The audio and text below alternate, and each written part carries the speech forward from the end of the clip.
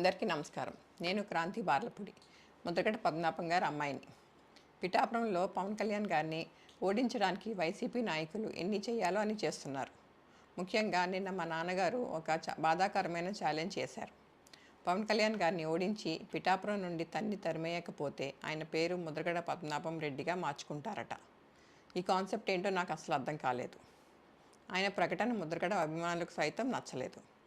వంగా గీత గారిని గెలిపించడానికి కష్టపడవచ్చు, కానీ పవన్ కళ్యాణ్ గారిని మరియు ఆయన అభిమానుల్ని కించపరిచేలా కామెంట్స్ ఉండకూడదు.